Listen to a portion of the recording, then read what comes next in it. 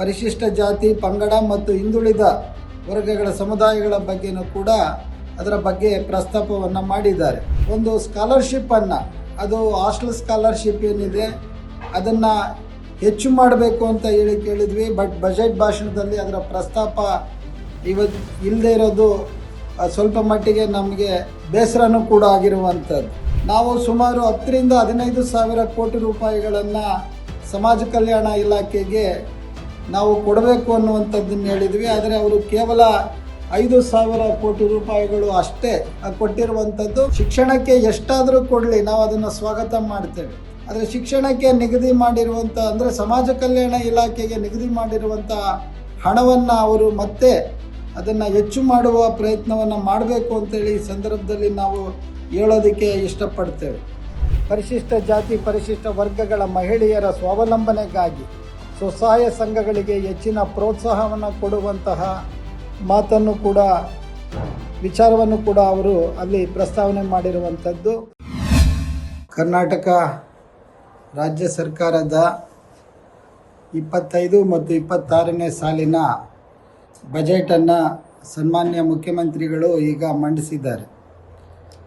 ವಿಶೇಷವಾಗಿ 2ನೇ ಬಾರಿಗೆ ಮುಖ್ಯಮಂತ್ರಿಗಳಾಗಿ ದಾಖಲೆಯ 16ನೇ ಬಜೆಟನ್ನು ಮಂಡಿಸಿರುವಂತಹ ಸನ್ಮಾನ್ಯ ಮುಖ್ಯಮಂತ್ರಿಗಳಾದ ಸಿದ್ದರಾಮಯ್ಯನವರಿಗೆ ನಮ್ಮ ದಲಿತ ಚಳುವಳಿ ವತಿಯಿಂದ ಅವರಿಗೆ ಅಭಿನಂದನೆಗಳನ್ನು ಸಲ್ಲಿಸ್ತೇವೆ. ಮುಖ್ಯಮಂತ್ರಿಗಳು ಕಳೆದ ಸಾಲಿನಲ್ಲಿ ವಿಶೇಷ ಘಟಕ ಯೋಜನೆಗೆ 39,000 ಕೋಟಿ ರೂಪಾಯಿಗಳನ್ನು ಕಾಯ್ದಿರಿಸುವಂಥ ಒಂದು ವಿಚಾರವನ್ನು ಈಗಾಗಲೇ ನಾವು ಗಮನಿಸಿದ್ದೇವೆ. ಈ ಬಾರಿ ಅದು 42,000 ಕೋಟಿಗೆ ಈಗ ಆ ಹಣವನ್ನು ನಿಗದಿ ಮಾಡಿದ್ದಾರೆ. ಆದರೆ ನಾವು ಕೆಲವು ಉತ್ತಮವಾದಂತಹ ಯೋಜನೆಗಳನ್ನು ಕೂಡ ಈಗಾಗಲೇ ಸನ್ಮಾನ್ಯ ಮುಖ್ಯಮಂತ್ರಿಗಳು ಘೋಷಣೆ ಮಾಡಿರುವಂಥದ್ದು. ಅದರಲ್ಲಿ ಮುಖ್ಯವಾಗಿ ದಲಿತ ಸಂಘರ್ಷ ಸಮಿತಿ ವತಿಯಿಂದ ನಾವು ಏನು ಒಂದು ಒತ್ತಾಯವನ್ನು ಮಾಡಿದ್ದೇವೆ, ಕಳೆದ 11 ವರ್ಷಗಳಲ್ಲಿ ಈ ವಿಶೇಷ ಘಟಕ ಯೋಜನೆಗೆ ನಿಗದಿ ಮಾಡಿರುವಂಥ ಹಣದಲ್ಲಿ ಅದರ ಒಂದು ಮೌಲ್ಯಮಾಪನ ಆಗಬೇಕು ಮತ್ತು ಈ ಹಣವನ್ನು, ಈ ಅನುದಾನವನ್ನು ಬಳಸಿಕೊಂಡಿರುವಂತಹ ನಮ್ಮ ಒಟ್ಟಾರೆ ಕರ್ನಾಟಕದ ಪರಿಶಿಷ್ಟ ಜಾತಿ ಮತ್ತು ಪರಿಶಿಷ್ಟ ಪಂಗಡಗಳ ಕುಟುಂಬಗಳು ಅವು ಎಷ್ಟು ಮಟ್ಟಕ್ಕೆ ಅವು ಆರ್ಥಿಕ ಅಭಿವೃದ್ಧಿಯನ್ನು ಹೊಂದಿದ್ದೇವೆ ಅನ್ನುವಂತಹ ಒಂದು ಮೌಲ್ಯಮಾಪನವನ್ನು ಮಾಡಬೇಕು ಅನ್ನುವಂತಹ ಒಂದು ವಿಚಾರವನ್ನು ನಾವು ಪ್ರಸ್ತಾಪ ಮಾಡಿದ್ವಿ. ಅದನ್ನು ಮುಖ್ಯಮಂತ್ರಿಗಳು ತಮ್ಮ ಬಜೆಟ್ ಘೋಷಣೆಯಲ್ಲಿ ಅದರ ಬಗ್ಗೆ ತಮ್ಮ ಹೇಳಿಕೆಯನ್ನು ಕೊಟ್ಟಿದ್ದಾರೆ. ಹಾಗೆಯೇ ಒಂದು ವಿಶೇಷ ಅಧಿವೇಶನವನ್ನು ಕೂಡ ಕರೀಬೇಕು ಅನ್ನುವಂಥದ್ದನ್ನು ಹೇಳಿದ್ವಿ. ಅದನ್ನು ಕೂಡ ಮುಖ್ಯಮಂತ್ರಿಗಳು ಆ ವಿಶೇಷ ಅಧಿವೇಶನದಲ್ಲಿ ಪರಿಶಿಷ್ಟ ಜಾತಿ ಪಂಗಡ ಮತ್ತು ಹಿಂದುಳಿದ ವರ್ಗಗಳ ಸಮುದಾಯಗಳ ಬಗ್ಗೆನೂ ಕೂಡ ಅದರ ಬಗ್ಗೆ ಪ್ರಸ್ತಾಪವನ್ನು ಮಾಡಿದ್ದಾರೆ. ಅದರ ಜೊತೆಗೆ ನಾವು ವಿಶೇಷವಾಗಿ ಏನು ಗುಣಮಟ್ಟದ ಆಹಾರ ಮತ್ತು ಇವತ್ತಿನ ಮಾರುಕಟ್ಟೆಗೆ ಆಧಾರಿತವಾಗಿ ಮಕ್ಕಳ ಒಂದು ಸ್ಕಾಲರ್ಶಿಪ್ಪನ್ನು, ಅದು ಹಾಸ್ಟೆಲ್ ಸ್ಕಾಲರ್ಶಿಪ್ ಏನಿದೆ ಅದನ್ನು ಹೆಚ್ಚು ಮಾಡಬೇಕು ಅಂತ ಕೇಳಿದ್ವಿ. ಬಟ್ ಬಜೆಟ್ ಭಾಷಣದಲ್ಲಿ ಅದರ ಪ್ರಸ್ತಾಪ ಇವತ್ತು ಇಲ್ಲದೆ ಇರೋದು ಸ್ವಲ್ಪ ಮಟ್ಟಿಗೆ ನಮಗೆ ಬೇಸರನೂ ಕೂಡ ಆಗಿರುವಂಥದ್ದು. ಒಟ್ಟಾರೆ ಈ ಒಂದು ಬಜೆಟಿನಲ್ಲಿ ಸನ್ಮಾನ್ಯ ಮುಖ್ಯಮಂತ್ರಿಗಳು 42,000 ಕೋಟಿಯನ್ನು ಏನು ಇವತ್ತು ಒಂದು ಅನುದಾನವನ್ನು ಕೊಟ್ಟಿದ್ದಾರೆ, ಅದು ಸದ್ಬಳಕೆ ಆಗಬೇಕು. ನಾವು ಸುಮಾರು 10 ರಿಂದ 15,000 ಕೋಟಿ ರೂಪಾಯಿಗಳನ್ನು ಸಮಾಜ ಕಲ್ಯಾಣ ಇಲಾಖೆಗೆ ನಾವು ಕೊಡಬೇಕು ಅನ್ನುವಂಥದ್ದನ್ನು ಹೇಳಿದ್ವಿ. ಆದರೆ ಅವರು ಕೇವಲ 5,000 ಕೋಟಿ ರೂಪಾಯಿಗಳು ಅಷ್ಟೇ ಕೊಟ್ಟಿರುವಂಥದ್ದು. ಮತ್ತು ವಿವಿಧ ನಿಗಮಗಳಿಗೆ ಹೆಚ್ಚು ಕಮ್ಮಿ 500 ಕೋಟಿಯನ್ನು ನಿಗದಿ ಮಾಡಿದ್ದಾರೆ. ಇದು ಮತ್ತೆ ಈ ಸಮುದಾಯಗಳಿಗೆ ನೇರವಾಗಿ ತಲುಪಬೇಕಾದಂತಹ ಒಂದು ಅಮೌಂಟ್ ಇದು. ಆದರೆ ಯಾಕೆ ಈಗ ಆ ಒಂದು ಅನುದಾನವನ್ನು ಕೊಡುವಾಗ ನಮ್ಮ ಸಮಾಜ ಕಲ್ಯಾಣ ಇಲಾಖೆ ನೋಡಲ್ ಅದೊಂದು ಸಂಸ್ಥೆ ಆಗಿರೋದ್ರಿಂದ ಈಗ ಈ ಕೊಟ್ಟಿರುವಂಥ ಹಣದಲ್ಲೇ ನಮ್ಮ ಸಮಾಜ ಕಲ್ಯಾಣ ಇಲಾಖೆ ಸ್ಕಾಲರ್ಶಿಪ್ಗಳನ್ನು ಮತ್ತು ನಿಗಮಗಳನ್ನು ಈ ರೀತಿ ಅದಕ್ಕೆ ಕೊಡಬೇಕಾಗತ್ತೆ. ಸೊ ಇದು ಎಲ್ಲಿಗೆ ಮತ್ತೆ ಇದು ಶಾರ್ಟ್ ಫಾಲ್ ಆಗುತ್ತಾ ಅನ್ನುವಂಥದ್ದು ನಮಗೆ ಕಾಡ್ತಾ ಇರುವಂಥದ್ದು. ಸೊ ಮುಖ್ಯಮಂತ್ರಿಗಳು ಇದನ್ನು ಮತ್ತೊಮ್ಮೆ ಮರುಪರಿಶೀಲನೆ ಮಾಡಬೇಕು. ವಿಶೇಷವಾಗಿ ಶಿಕ್ಷಣವೇ ನಮ್ಮ ಒಂದು ಅಭಿವೃದ್ಧಿಯ ಮೂಲ ಆಧಾರ. ಅದು ಶಿಕ್ಷಣಕ್ಕೆ ಎಷ್ಟಾದರೂ ಕೊಡಲಿ, ನಾವು ಅದನ್ನು ಸ್ವಾಗತ ಮಾಡ್ತೇವೆ. ಆದರೆ ಶಿಕ್ಷಣಕ್ಕೆ ನಿಗದಿ ಮಾಡಿರುವಂಥ ಅಂದರೆ ಸಮಾಜ ಕಲ್ಯಾಣ ಇಲಾಖೆಗೆ ನಿಗದಿ ಮಾಡಿರುವಂಥ ಹಣವನ್ನು ಅವರು ಮತ್ತೆ ಅದನ್ನು ಹೆಚ್ಚು ಮಾಡುವ ಪ್ರಯತ್ನವನ್ನು ಮಾಡಬೇಕು ಅಂತೇಳಿ ಈ ಸಂದರ್ಭದಲ್ಲಿ ನಾವು ಹೇಳೋದಕ್ಕೆ ಇಷ್ಟಪಡ್ತೇವೆ.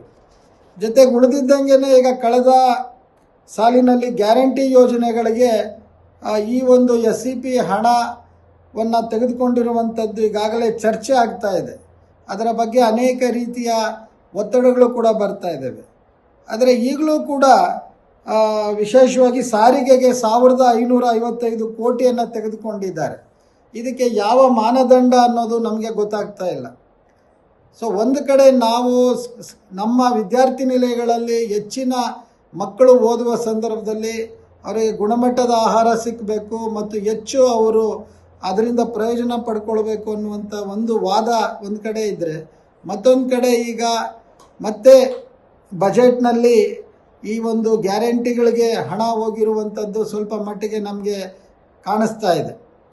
ಆದರೆ ನಾವು ಏನು ನಮ್ಮ ವಿಷಯ ಏನಿತ್ತು, ಈಗ ಹಿಂದಿನ ಸಾಲಿನಲ್ಲಿ SCP ಘಟಕಗಳು SCP ಹಣವನ್ನು ಬೇರೆ ಬೇರೆ ಇಲಾಖೆಗಳಿಗೆ ಏನು ಕೊಡ್ತಾ ಇದ್ರು, ಆ ಹಣವನ್ನು ಹಿಂದೆ ತೆಗೆದುಕೊಳ್ಳುವಷ್ಟು ಆ ಹಣನ ತೆಗೆದುಕೊಳ್ಳಿರೋದ್ರಲ್ಲಿ ಯಾವುದೇ ನಮ್ಮ ಆಕ್ಷೇಪಗಳು ಅಥವಾ ತಕರಾರುಗಳಿಲ್ಲ.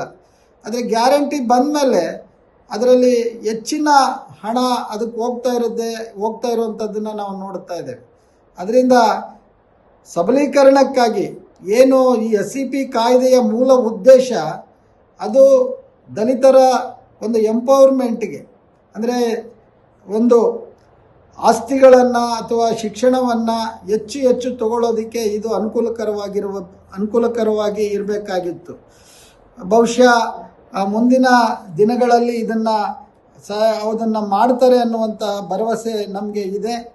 ಆ ಹಿನ್ನೆಲೆಯಲ್ಲಿ ಒಟ್ಟಾರೆ ಕರ್ನಾಟಕದ ಏನು ಈ ಸಮುದಾಯಗಳ ಸಬಲೀಕರಣಕ್ಕಾಗಿ ಮುಖ್ಯಮಂತ್ರಿಗಳ ಅವರ ಆಶಯ ಏನಿದೆ ಅದನ್ನು ನಾವು ಸ್ವಾಗತಿಸ್ತೇವೆ. ವಿಶೇಷವಾಗಿ SCP ಮತ್ತು TSP ಕಾಯ್ದೆಯ ಅನುಗುಣವಾಗಿ ಈಗಾಗಲೇ ಜಾರಿಯಲ್ಲಿರುವಂತಹ SC ಮತ್ತು STಗಳು ಗುತ್ತಿಗೆ ಕಾಮಗಾರಿಗಳಲ್ಲಿ ಭಾಗವಹಿಸೋದಕ್ಕೆ ಸುಮಾರು 2 ಕೋಟಿ ರೂಪಾಯಿಗಳನ್ನು ನಿಗದಿ ಮಾಡಿದ್ದಾರೆ. ಹಾಗೆಯೇ ನಾವು ಮುಖ್ಯಮಂತ್ರಿಗಳಿಗೆ ಮತ್ತು ಸಮಾಜ ಕಲ್ಯಾಣ ಮಂತ್ರಿಗಳಿಗೆ ಮನವಿ ಮಾಡಿದಂತೆ ಸರಕು ಮತ್ತು ಸೇವೆ ಇವುಗಳಲ್ಲಿ ಕಾಯ್ದೆಬದ್ಧವಾಗಿ ಈ ವರ್ಗಗಳು ಅದರ ಮೂಲಕ ಒಂದಷ್ಟು ಆರ್ಥಿಕ ಅಭಿವೃದ್ಧಿಯನ್ನು ಹೊಂದಬೇಕು ಅನ್ನುವಂಥ ಒಂದು ಮನವಿಯನ್ನು ಕೊಟ್ಟಿದ್ವಿ. ಆ ಹಿನ್ನೆಲೆಯಲ್ಲಿ ಈ ವಿಷಯಕ್ಕೆ ಪೂರಕವಾಗಿ ಸನ್ಮಾನ್ಯ ಮುಖ್ಯಮಂತ್ರಿಗಳು ಸುಮಾರು 1 ಕೋಟಿ ರೂಪಾಯಿಗಳು ಮತ್ತು ಕಾಮಗಾರಿಗಳಿಗೆ 2 ಕೋಟಿ ರೂಪಾಯಿಗಳನ್ನು ನಿಗದಿ ಮಾಡುವ ಮೂಲಕ ನಮ್ಮ ಪ್ರಸ್ತಾವನೆಗೆ ಅವರು ಒಂದು ರೀತಿಯಲ್ಲಿ ಪೂರಕವಾಗಿ ಸ್ಪಂದಿಸಿದ್ದಾರೆ. ಅದೇ ರೀತಿಯಲ್ಲಿ ವಿಶೇಷವಾಗಿ ಬೌದ್ಧ ಸಮುದಾಯದ ಏಳಿಗೆಗಾಗಿ ನಾವು ಮುಖ್ಯಮಂತ್ರಿಗಳಿಗೆ ಈ ಹಿಂದೆ ಮನವಿಯನ್ನು ಕೊಟ್ಟಿದ್ವಿ. ಗುಲ್ಬರ್ಗ ಜಿಲ್ಲೆ ಚಿತ್ತಾಪುರ ತಾಲೂಕಿನ ಸನ್ನತ್ತಿಯಲ್ಲಿ ಸಾಮ್ರಾಟ್ ಅಶೋಕರಿಗೆ ಸಂಬಂಧಪಟ್ಟಂತಹ ಕುರುಹುಗಳು ಅಲ್ಲಿ ದೊರಕಿರುವಂಥದ್ದು. ಅದು ದಕ್ಷಿಣ ಭಾರತದಲ್ಲಿ ಅತ್ಯಂತ ಪ್ರಮುಖವಾದಂತಹ ಬೌದ್ಧ ಕೇಂದ್ರ ಆಗಿತ್ತು ಅನ್ನೋದನ್ನು ಈಗಾಗಲೇ ಇತಿಹಾಸಕಾರರು ನಿರೂಪಿಸಿದ್ದಾರೆ. ಅದನ್ನು ಸಂಪೂರ್ಣವಾಗಿ ಉನ್ನತೀಕರಿಸಬೇಕು. ಆ ಸ್ಥಳವನ್ನು ಅಂತಾರಾಷ್ಟ್ರೀಯ ಒಂದು ಟೂರಿಸ್ಟ್ ಪ್ಲೇಸ್ ಆಗಿ ಅದನ್ನು ಮಾಡಬೇಕು ಅನ್ನುವಂಥ ಒಂದು ಮಾತನ್ನು ನಾವು ಹೇಳಿದ್ವಿ. ಅದಕ್ಕೆ ಪೂರಕವಾಗಿ ಮುಖ್ಯಮಂತ್ರಿಗಳು ಅದನ್ನು ಪ್ರಾಧಿಕಾರವನ್ನು ರಚನೆ ಮಾಡೋದ್ರ ಬಗ್ಗೆ ಈಗಾಗಲೇ ತಮ್ಮ ಬಜೆಟ್ ಭಾಷಣದಲ್ಲಿ ಅದನ್ನು ಘೋಷಣೆ ಮಾಡಿದ್ದಾರೆ. ಹಾಗೆಯೇ ಬೌದ್ಧ ಅಕಾಡೆಮಿಯನ್ನು ಕೂಡ ಮಾಡ್ತೀವಿ, ಅದಕ್ಕೆ ಸ್ಪಂದಿಸಿದ್ದಾರೆ. ಹೀಗಾಗಿ ಹಲವಾರು ಯೋಜನೆಗಳಿಗೆ, ವಿಶೇಷವಾಗಿ ಪರಿಶಿಷ್ಟ ಜಾತಿ ಪರಿಶಿಷ್ಟ ವರ್ಗಗಳ ಮಹಿಳೆಯರ ಸ್ವಾವಲಂಬನೆಗಾಗಿ ಸ್ವಸಹಾಯ ಸಂಘಗಳಿಗೆ ಹೆಚ್ಚಿನ ಪ್ರೋತ್ಸಾಹವನ್ನು ಕೊಡುವಂತಹ ಮಾತನ್ನು ಕೂಡ ವಿಚಾರವನ್ನು ಕೂಡ ಅವರು ಅಲ್ಲಿ ಪ್ರಸ್ತಾವನೆ ಮಾಡಿರುವಂಥದ್ದು. ಒಟ್ಟಾರೆ ಬಜೆಟು ಈ ಸಮುದಾಯಗಳ ಏಳಿಗೆಗಾಗಿ ಸಂಪೂರ್ಣವಾದಂತಹ ಒಂದು ನೀತಿಯನ್ನು ಹೊಂದಿರೋದು ಸ್ವಾಗತಾರ್ಹವಾದಂಥದ್ದು. ಹಾಗೆಯೇ ಈಗಾಗಲೇ ನಿಗದಿ ಮಾಡಿರುವಂತಹ ಈ ಒಂದು ವಿಶೇಷಘಟ ಯೋಜನೆಯ ಹಣ ಏನಿದೆ, ಆ ಹಣ ಅದು ನೇರವಾಗಿ ಫಲಾನುಭವಿಗಳಿಗೆ ತಲುಪುವ ಹಾಗೆ ಒಂದು ವಿಜಿಲೆನ್ಸ್ ಕಮಿಟಿಯನ್ನು ಮಾಡಬೇಕು ಅನ್ನುವಂಥ ಒತ್ತಾಯವನ್ನು ಕೂಡ ನಾವು ಮಾಡಿದ್ವಿ. ಅದರ ಬಗ್ಗೆ ಮುಖ್ಯಮಂತ್ರಿಗಳು ಕ್ರಮ ತೆಗೆದುಕೊಳ್ಳಬೇಕು ಅನ್ನುವಂಥ ಒಂದು ವಿಚಾರವನ್ನು ಇಲ್ಲಿ ಪ್ರಸ್ತಾಪ ಮಾಡೋಕ್ಕೆ ಇಷ್ಟಪಡ್ತೇನೆ. ಹಾಗಾಗಿ ಒಟ್ಟಾರೆ ದಲಿತ, ಹಿಂದುಳಿದವರ, ಅಲ್ಪಸಂಖ್ಯಾತರ ಮತ್ತು ಸಮಗ್ರ ಶೋಷಿತ ಸಮುದಾಯಗಳ ಪರವಾಗಿ ಅವರು ತೆಗೆದುಕೊಂಡಿರುವಂಥ ಈ ಬಜೆಟಿನಲ್ಲಿ ಹೇಳಿರುವಂತಹದ್ದು ಅದು ಸಂಪೂರ್ಣವಾಗಿ ಅನುಷ್ಠಾನಗೊಳ್ಳಬೇಕು ಅನ್ನುವಂಥ ಮಾತನ್ನು ಹೇಳ್ತಾ ಮತ್ತೊಮ್ಮೆ ಮುಖ್ಯಮಂತ್ರಿಗಳಿಗೆ ಮತ್ತು ಸಮಾಜ ಕಲ್ಯಾಣ ಮಂತ್ರಿಗಳಿಗೆ ಅಭಿನಂದನೆಗಳನ್ನು ಸಲ್ಲಿಸ್ತೇನೆ. ಜೈ ಭೀಮ್. ಮತ್ತಷ್ಟು ವಿಶೇಷ ವಿಡಿಯೋಗಳನ್ನು ನೋಡಲು ಮತ್ತು ಹೊಸ ವಿಡಿಯೋಗಳ ಬಗ್ಗೆ ತಿಳಿಯಲು ಈ ದಿನ .com ಯೂಟ್ಯೂಬ್ ಚಾನೆಲ್ ಸಬ್ಸ್ಕ್ರೈಬ್ ಮಾಡಿ ಮತ್ತು ಬೆಲ್ ಐಕಾನ್ ಕ್ಲಿಕ್ ಮಾಡಿ.